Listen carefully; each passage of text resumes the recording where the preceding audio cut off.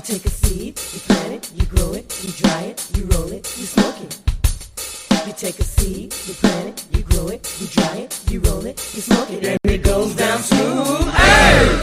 Spanning the continent to bring you the truth about cannabis and marijuana law reform. I smoke pot and I like it a lot. The Russ Belville Show. The voice of the marijuana nation. It's like marijuana. It ought to be legalized. Good people smoke marijuana. Now, here's your host, Radical Russ Belville. Good day, tokens and tokettes and non-token lovers of liberty. It is Thursday, February 23rd, 2017, and it's got to be 420 somewhere in the world. It's episode number 894, and coming up on today's show, our special guest is Ed Rosenthal, the guru of ganja, joins us in the Cultivator's Corner.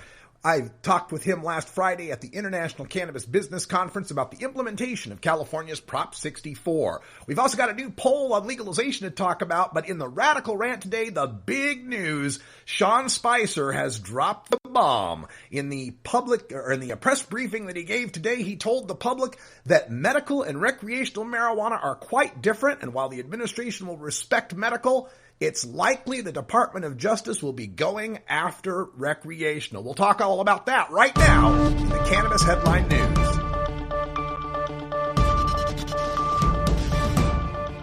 Covering the latest headlines in consumer cannabis, medical marijuana, and industrial hemp. Now your marijuana headlines in 4 minutes and 20 seconds. This is Cannabis News. This is your Cannabis Headline News for Thursday, February 23rd, 2017. White House Press Secretary Sean Spicer is suggesting the Trump administration may crack down on states that have legalized recreational marijuana. Spicer says during a press briefing Thursday that the issue rests with the Justice Department. But he says, quote, I do believe that you'll see greater enforcement of it, end quote. He adds that it's, quote, something that the Department of Justice, I think, will be further looking into, end quote. President Donald Trump said as a candidate that he supports medical marijuana, but Spicer says there's a big difference between that and the recreational use of marijuana. The Justice Department has several options available, including filing lawsuits on the grounds that state laws regulating pot are unconstitutional because they are preempted by federal law. We will replay Spicer's full comments at the conclusion of this episode of The Russ Belville Show. If the Trump administration decides to crack down on state marijuana programs, a group of legislators wants to make it illegal for California authorities to help them. A bill introduced Friday in the state assembly would prevent state and local agencies from using their resources to help federal authorities go after marijuana consumers or businesses who are following California law, unless the feds have a court order signed by a judge. The bill is the latest in a string of efforts by Democratic leaders in California to prevent Donald Trump's administration from reversing state policies aimed at protecting immigrants, the environment, and the Affordable Health Care Act. This time, the goal is to protect the state's 20-year-old medical marijuana program and its 3-month-old law on recreational marijuana. Moving to cut domestic spending a month into his presidency, Donald Trump may be turning to an unlikely candidate to achieve savings: the White House Office of National Drug Control Policy.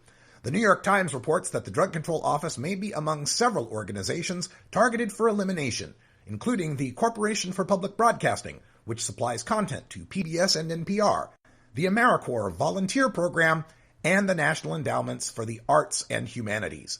The Office of National Drug Control Policy coordinates federal efforts to reduce drug use and drug trafficking. The director, often called the Drug Czar, is the president's point person on national drug policy. The office directs federal money to local communities that experience high volumes of drug sales and runs a national media campaign aimed at discouraging young people from using drugs. An Iowa House subcommittee approved a bill that would legalize medical marijuana oil and create a state-run program to grow and dispense the product.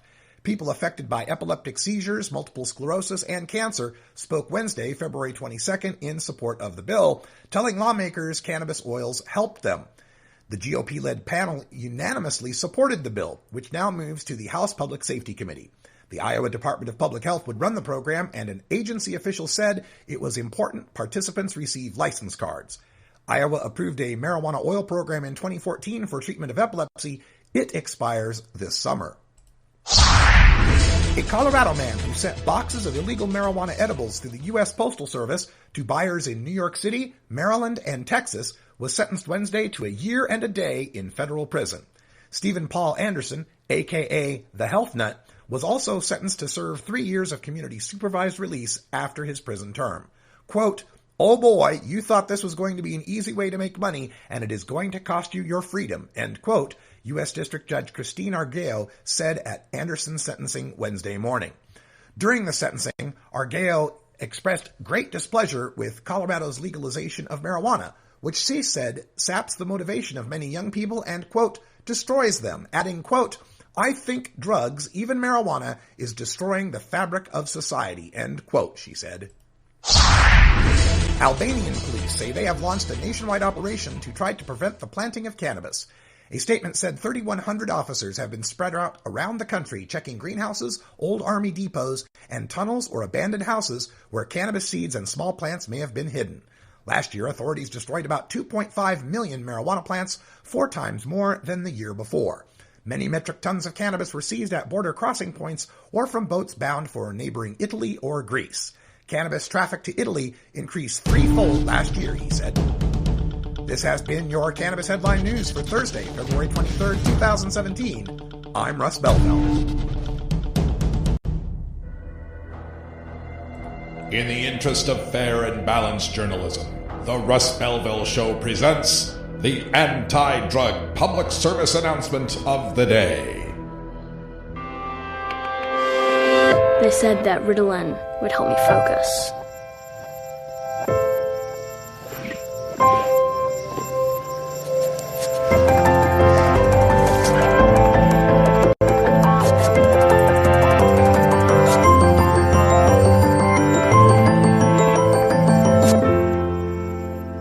They lied. Find out the truth about Ritalin.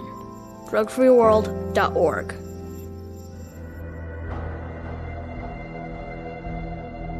This has been the Russ Belville Show's anti-drug public service announcement of the day, exclusively on RadicalRuss.com.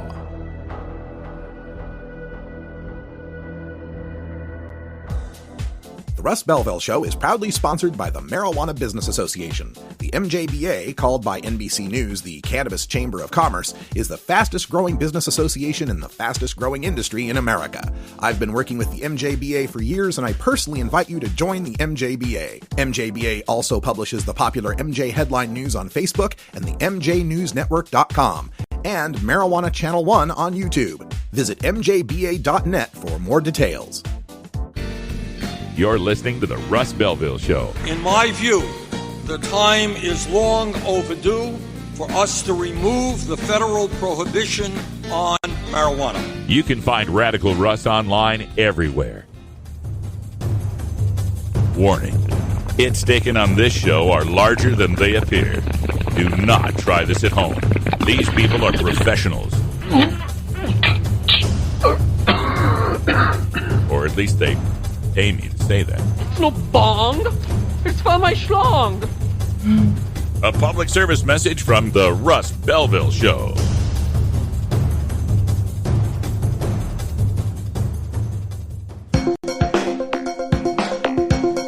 Promoting the end of adult cannabis prohibition is easy because we have facts, science, reason, compassion, evidence, truth, and logic on our side.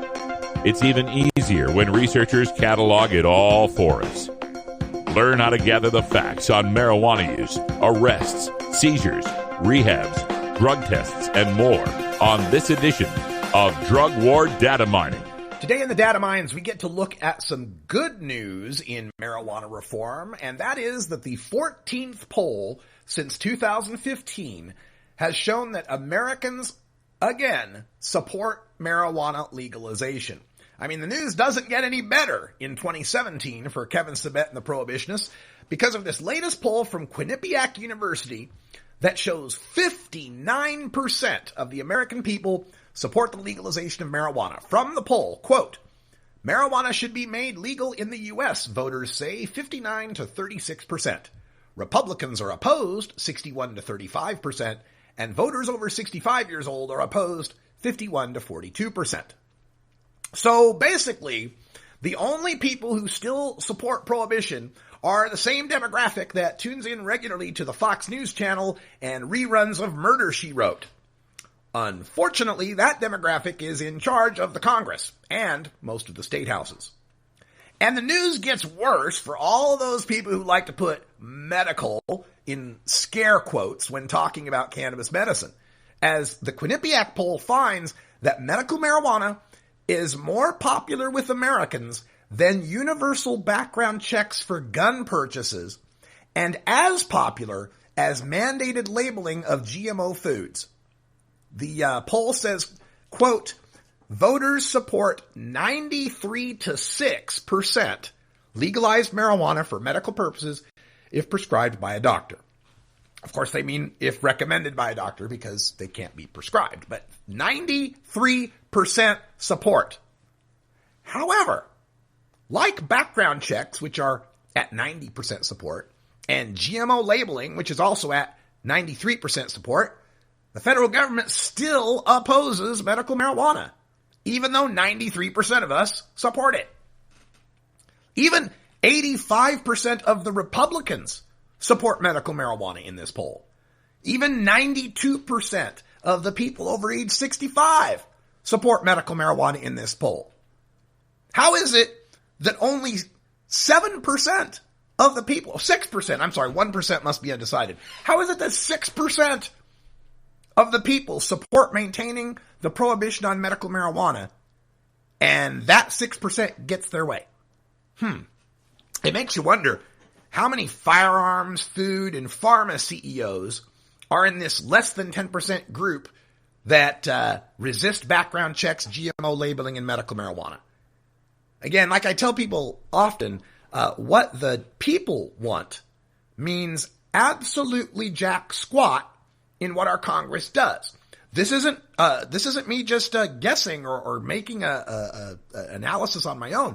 This has been studied. Public policy researchers have studied this and found that the opinions of the people have a statistically negligible effect on the votes of Congress. But the opinions of the corporations, the opinions of the 1%, the opinions of the mega wealthy have a great deal of influence on what Congress does.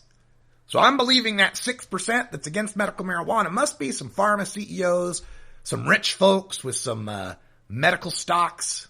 I think that's what's going on there. And on another question in the poll, Americans in every demographic take a strong states' rights position when asked whether the federal government should interfere with states that end their marijuana prohibition. The poll says, quote, the government should not enforce federal laws against marijuana in states that have legalized medical or recreational marijuana use. The voters say 71 to 23%. Voters in every listed group support this position.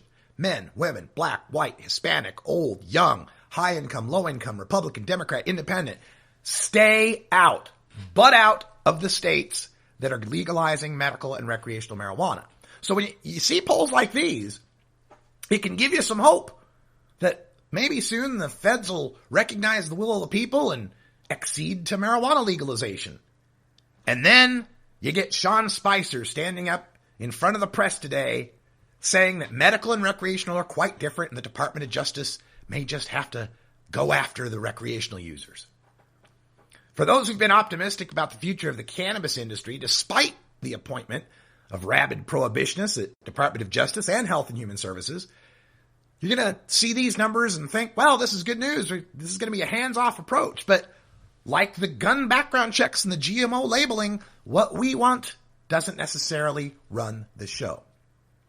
Another number that's missing from this analysis is the ferocity of support for the issue of marijuana. While prohibition may be deeply unpopular, concern about it is tremendously shallow.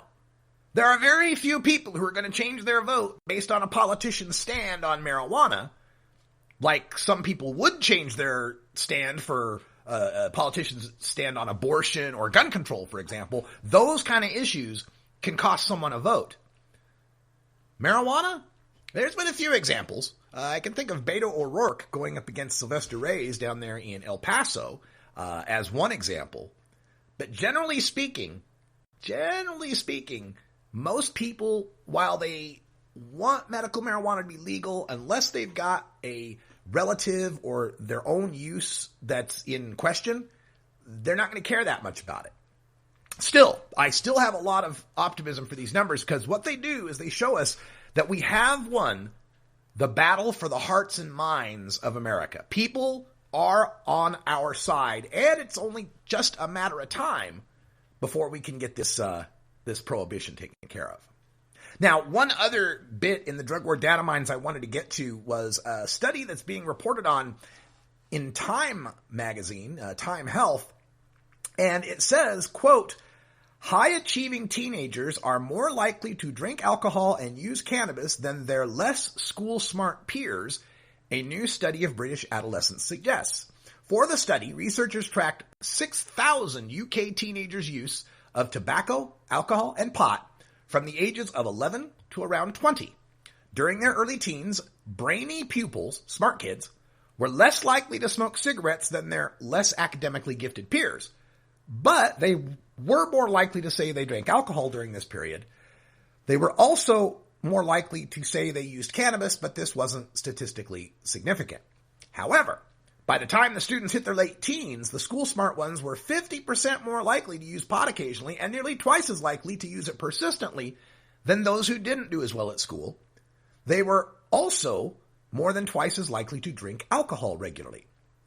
Now, keep in mind, this is a correlation, not a causation, but some of the theories about this have to do with the idea that smart kids might be more likely to want to experiment.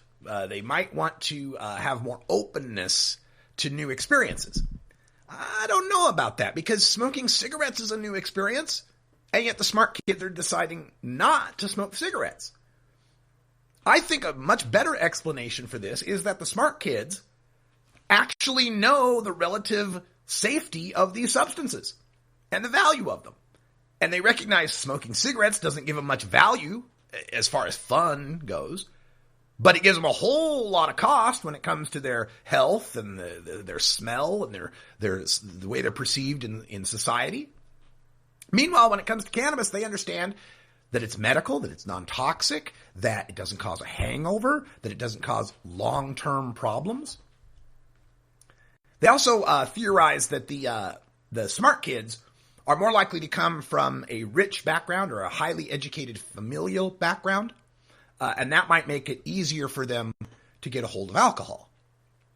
I'm also concerned with why there would be a greater use of cigarettes among the less brainy kids. That maybe cigarette smoking being tied along to a lower socioeconomic background, perhaps. I can't quite get my mind around what might be the cause there. Although we have seen the use of cigarettes by all kids across all demographics drop dramatically. In fact, we've got the lowest rates of cigarette smoking, at least in America, that have ever been recorded. We've got fewer kids smoking cigarettes now than are smoking marijuana. And it's not like the marijuana smoking's gone up. It's remained relatively steady. In fact, declined a bit for the younger kids. But the tobacco smoking, that has gone down from about 70% of teenagers who had tried tobacco in their lifetime, back when I was in high school, to under 40. I think it's about 30 now, is about where we're at. When I was a kid in high school, about 90% of my classmates had tried alcohol. Now that number is down to around 60, 70% that have tried alcohol. And when I was a kid in high school, over half of the teenagers, the 12th graders, had tried pot. Over half. It was 56 something percent. It was up to 60% in 79. I graduated in 85. Now, kids that have tried pot, sitting around 20, 30%. So over my lifetime, we've seen a dramatic reduction in alcohol, tobacco, and cannabis use among the kids. So when we get these reports about how much the kids may or may not be using, sometimes our opponents will like to position this against what the data was in 2002 or in 1992. But if we look far enough back, we can realize that we are at the lowest drug use rates ever in this country. This is bullshit. It's like Cypress Hill concert in here. All right, we got to take us a break, and when we come back, we've got the guru of ganja himself, Ed Rosenthal. A live interview I conducted last Friday at the International Cannabis Business Conference. We talked about a lot of things, his new books, and his thoughts on California's Prop 64. Right after this.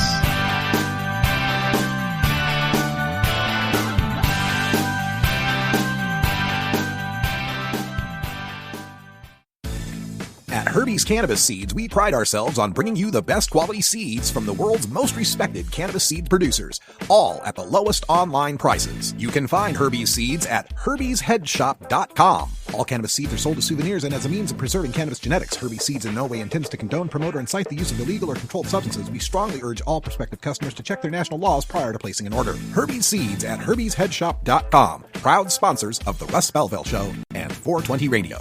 You're not high. You're listening to the Russ Belville Show. I hope you were as much fun on that dais as you were on your couch. Well. Okay, well, maybe you're high, too. Warning. Hits taken on this show are larger than they appear.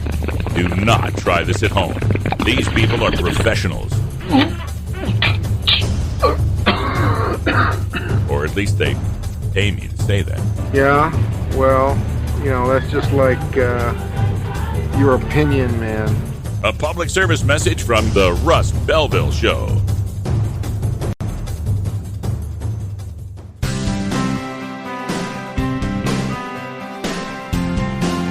They say marijuana grows like a weed, but growing high-quality marijuana takes more than just throwing a seed in the ground. Join us as we speak with the most recognized cannabis horticulturists in the world and take your live grow questions in our Cultivator's Corner.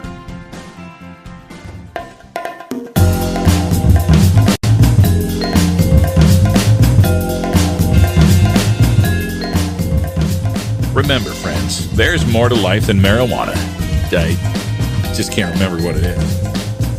Why'd I come in here? You're tuned into the Russ Belville Show, the voice of the marijuana nation, only on CannabisRadio.com. All right, welcome back, everybody. We are here live at the International Cannabis Business Conference. It's the 420 break, and what better guest could we have for 420 than the guru of ganja, Ed Rosenthal, is here. Hello, Ed. Hi. How you doing today? Hi. You're perfect answer. I saw your booth over there. How is business today? Hi. It's high, absolutely. We're boy, I have to come up with better questions. Did you bring a book, by the way? No. We can get one. We'll have to get a book over here so we can show people. We have video now. We can show people how the books look these days. Okay. So we've entered a new realm here in California. We've got a new realm in California with legalization passing. We've got this event. This industry is growing by leaps and bounds. What are your thoughts about this? About the changes that are coming along? Well, I'm glad that it's legal, but I think that 64 will fail. Yeah. What are some of the we need books. Oh, she's going to go get some books for us. Yeah. What are some of the flaws that you see that are going to cause this failure?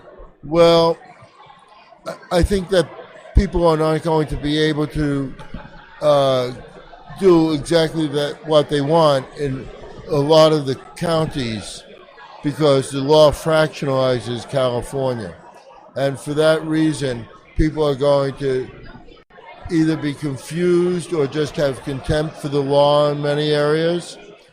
And I think that it's not going to, that there are many people who are going to be, and also that there are many people who are going to be excluded from legal cannabis and legal cannabis sales or cultivation and so on, especially commercial. And those people are going to continue to do that, just as they were doing before it was legal. So this law is just going to breed contempt. And also, those people who are growing outside, or growing illicit gardens, those people will always be able to undersell the stores. Right. So possibly end up with a situation where after legalization, the black market continues, and then our opponents can say, see, it didn't help. I don't like the term black market. Yeah. I like illicit market. Illicit, underground. Can we use illicit? Sure. Yeah. Absolutely. Illicit market, underground market. Yeah. Where... I hope you continue that after this interview. Oh, absolutely. It's generally a thing I don't say, so thank you for catching me on that. I usually say underground, actually. But okay. But yeah, it's something where I feel like in kind of going halfway with legalization in a sense, we end up getting the worst of both worlds. We end up with the worst parts of prohibition intruding into our legalization and making it look bad. Yeah. It's something you feel like. All right, well, we got some books now in front of us. Show us some of the new stuff that you got going on here. Well, Marijuana Growers Handbook. Yeah. And that's been around for a few years. And I'm redoing that now. Yes. And then this is the Big Book of Bud's Greatest Hits, and that book is this is a compilation of the 4 Greatest Hits books. Okay. And this is a brand new group. It's called This Bud's for You, and this is our first post-prohibition book, and it has some interesting articles and some of the new varieties, and it's more consumer than grower oriented. Okay. Yeah. This Bud's for You, Legal Yes. Marijuana, Selecting, Growing, and Enjoying Cannabis by Ed Rosenthal. And this on the website, I assume, edrosenthal.com. Yeah, right. And now I'm working on finishing up a book called Harvest, which I think is going to be pretty controversial. I'll give you one controversial thing. I say throw away your jars or use them for pickles or something. Go away from glass jars? Yeah, totally. Why is that? Well, you close up a glass jar and the humidity goes up as the plants lose humidity, right? Okay. So that humidity in the jar goes up so much that it creates a big bacterial formation on your plants. Are there any ways of maintaining a good humidity that you... take them out of the jar. And just let them be in the air? Yeah. Okay. And, you want to control the air and the humidity of the air. Like with a humidor or something? A humidor or a humidifier, dehumidifier in the room that maintains a certain humidity.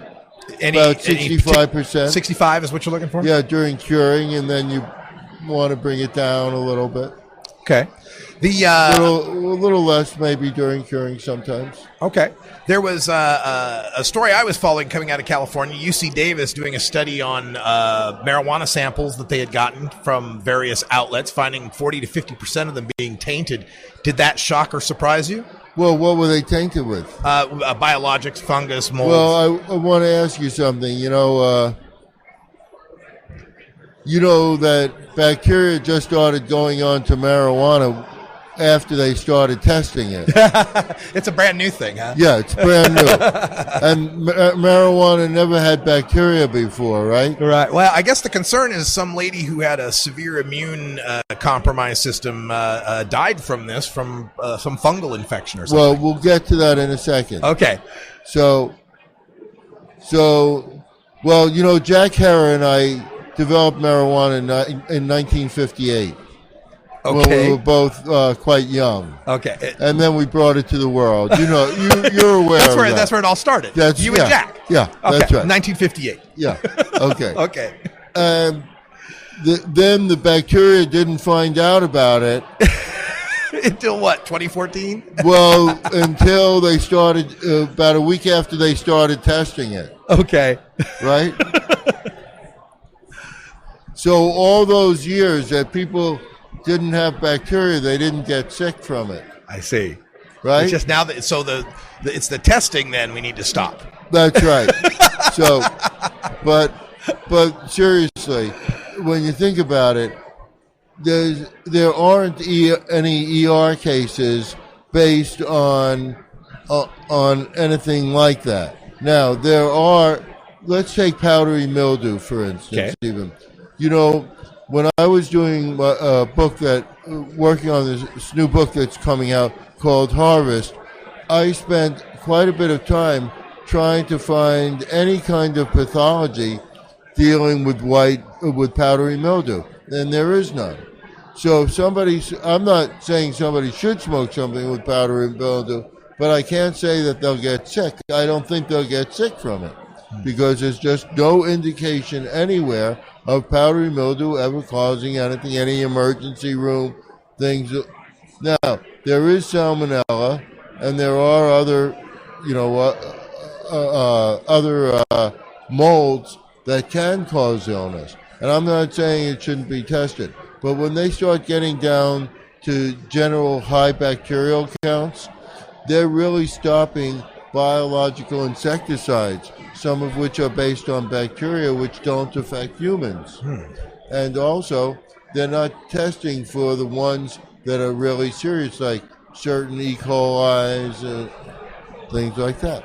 So I think that pot should be tested, but it's rare to find any kind of ER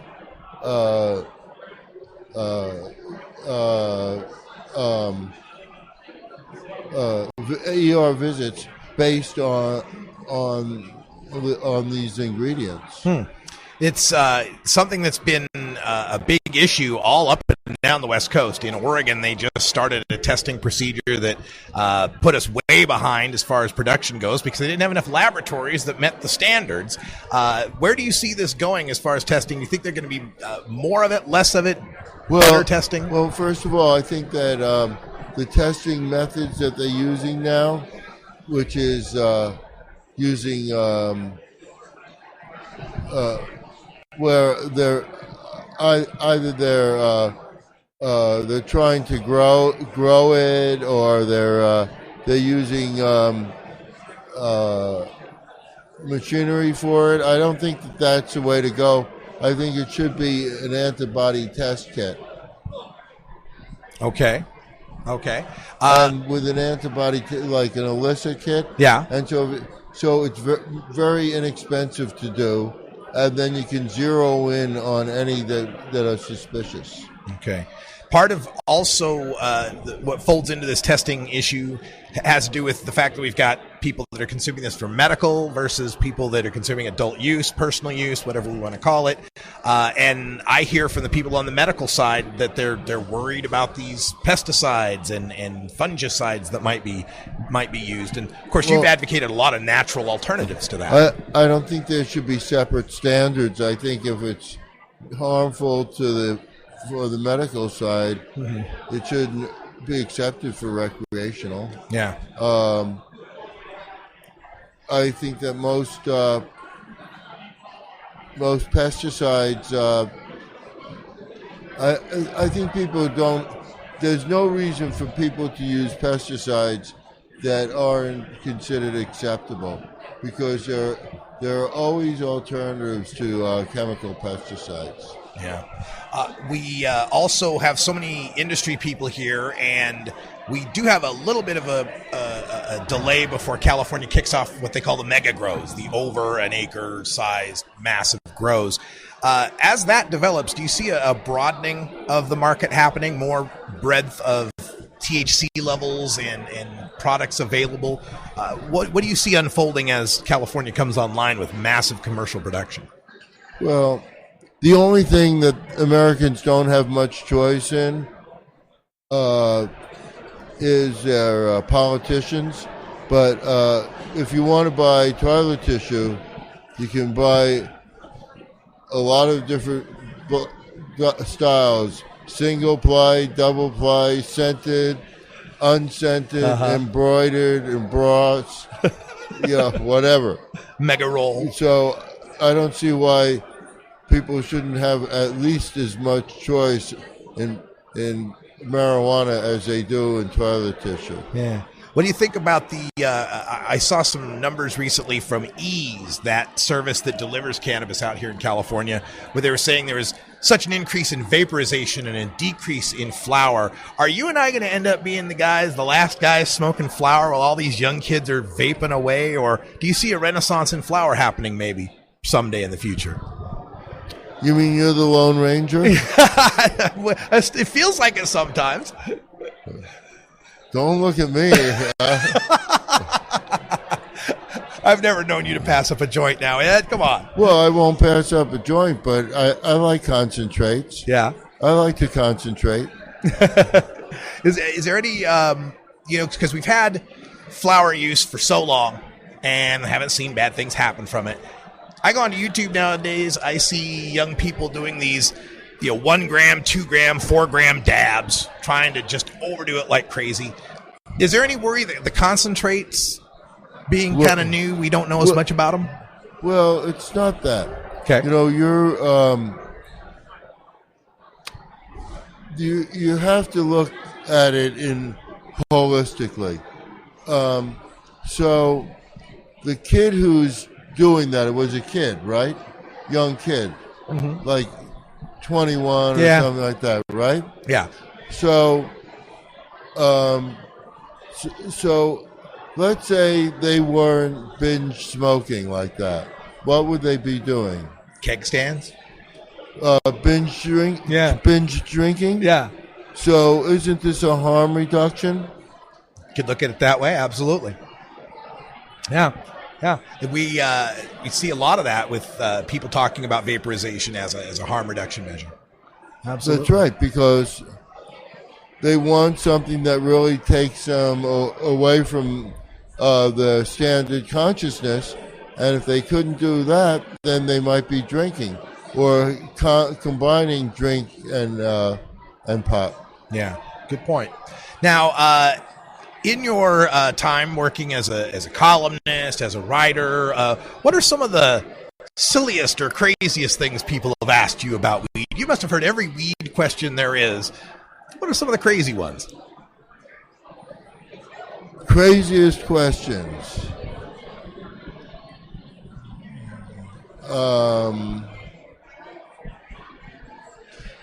Well, there's this whole genre of people who just don't know about, really don't know about sex and sexual reproduction. Okay. Whether it's people or plants or whatever. Okay. And they just don't get it. Okay. those those and then but most of it has to do with the craziness has to do with use, how to use it. Yeah. I will say that you should not try injecting it into your arm.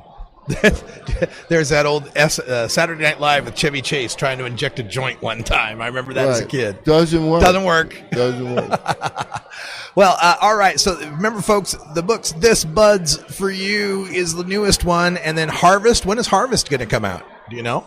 Harvest is going to be out in 3 or 4 months. 3 or 4 months? Before Harvest. Before Harvest. What perfect timing for that. Yes. Well, Ed, thank you for stopping by the desk. Hey, you know what? I'd like to talk about one thing. Oh, yes. Go for it. Yeah, so, right now in California, we're trying to integrate Prop 64 and this legislation that was passed by the legislature, the McCurson, into the culture. But the important thing about this, there are a lot of things about both of these things that I don't like, but I'm not going to get into that, much to Russ's relief. Go right.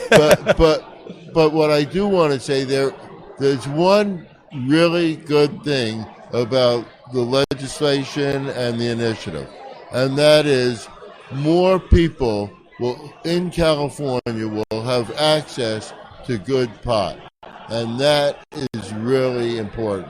That is always That's a good what I thing. wanted to say.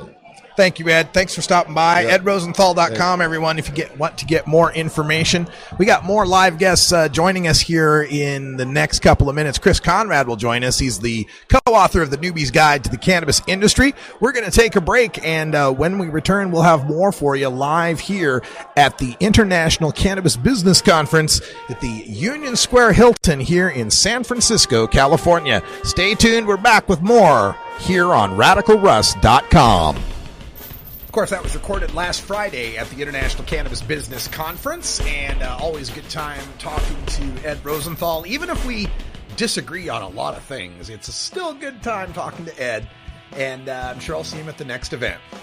All right, stay tuned, folks. When we come back, we'll have time for a radical rant where Sean Spicer hints at the oncoming Trumpocalypse. I've got the full audio from the press conference earlier today, and we'll talk about it in depth when we return.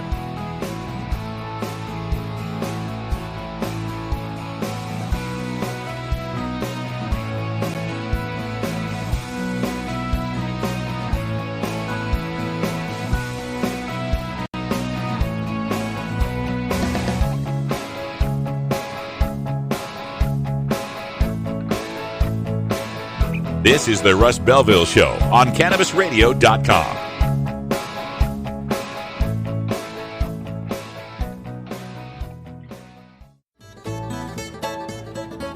New beginner guitars and banjos are often constructed much better than ones built before your time. Why struggle? Get a new instrument or fix the old one. The trusted professionals at the Fingerboard Extension will evaluate your instrument for free. Repairs are priced for people who work for a living.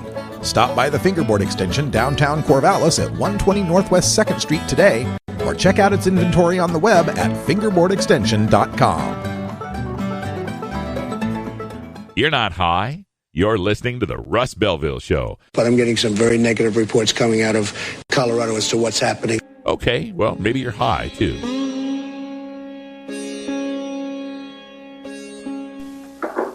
Psst, that's a good pot for you. No. Cocaine? No, thanks. Yo, my man, you want some lewds? No way. If someone offers you drugs, instead of saying something you really don't mean, just say, no. Got some sensimillion for you. No. No. No big production number. Just say, no. You'd be surprised how well it works. No. Warning. Hits taken on this show are larger than they appear. Do not try this at home. These people are professionals. Or at least they pay me to say that. Yeah. A public service message from the Russ Belville Show.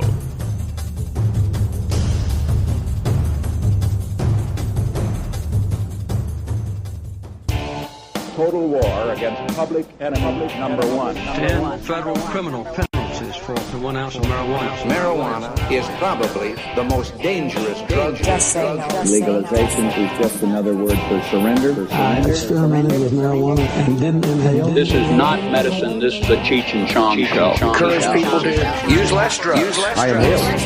That was the point. I think it would be a mistake to legalize. Negative reports coming out of Colorado. Good people don't smoke marijuana. Radical rant.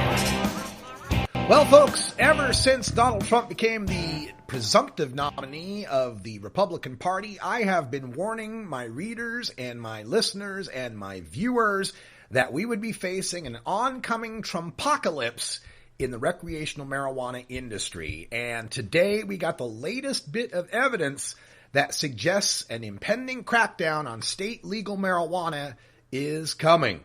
And I'm not happy about this. I'm not happy to be accurate in my predictions. And while nothing has happened yet, I'll fully agree that nothing has happened yet. These latest signals just are another addition to the pile of all the signals we've gotten from hiring Jeff Sessions as Attorney General, Tom Price for Health and Human Services, Donald Trump's comments about negative reports coming out of Colorado, and so forth.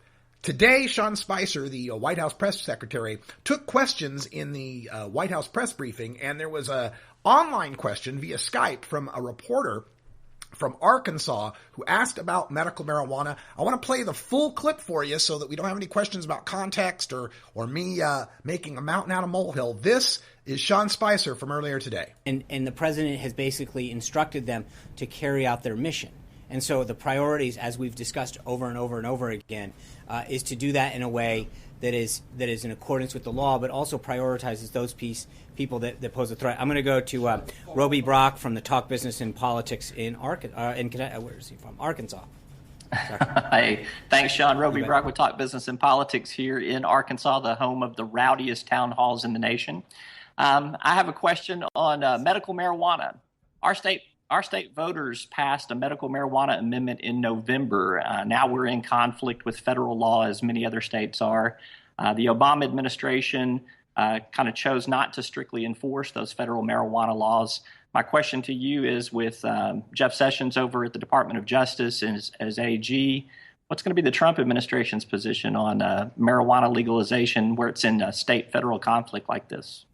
Thanks, Roby. There's two distinct issues here: medical marijuana and recreational marijuana. I think medical marijuana, I've said before that the president understands the pain and suffering that many people go through who are facing especially terminal diseases, and the comfort that some of these drugs, including medical marijuana, can bring to them. And that's one that Congress, through a rider in 2011, looking for a little help, I think put in an appropriations bill saying the Department of Justice wouldn't be funded to go after those folks. There's a big difference between that and recreational marijuana, and I think that when you see something like the opioid addiction crisis blossoming in so many states around this country, the last thing that we should be doing is encouraging people. There is still a federal law that we need to abide by in terms of the medical, when it comes to recreational marijuana and other drugs of that nature. So I think there's a big difference between medical marijuana, which states have the states where it's allowed in accordance with the appropriations rider have set forth a process to administer and regulate that usage versus recreational marijuana. That's a very, very different subject. And I think Shannon, Glenn, this isn't a TV program. We're gonna, Shannon, okay, you don't get to just yell out questions. We're gonna raise our hand like big boys and girls because it's not your job to just yell out questions. Shannon, please go. Okay.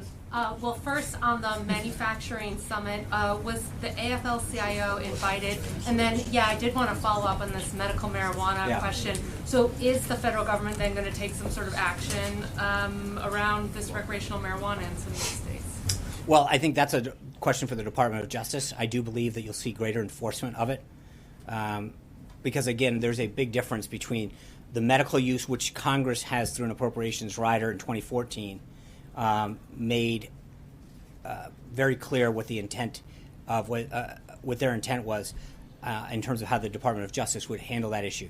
That's very different than the recreational use, which is something the Department of Justice, I think, will be further looking into. I'm sorry, Shannon, what was the first part? Was the AFL-CIO invited to the manufacturing meeting today with the CFOs? Because they are part of this manufacturing council. Right. I think this was just focused on people who actually...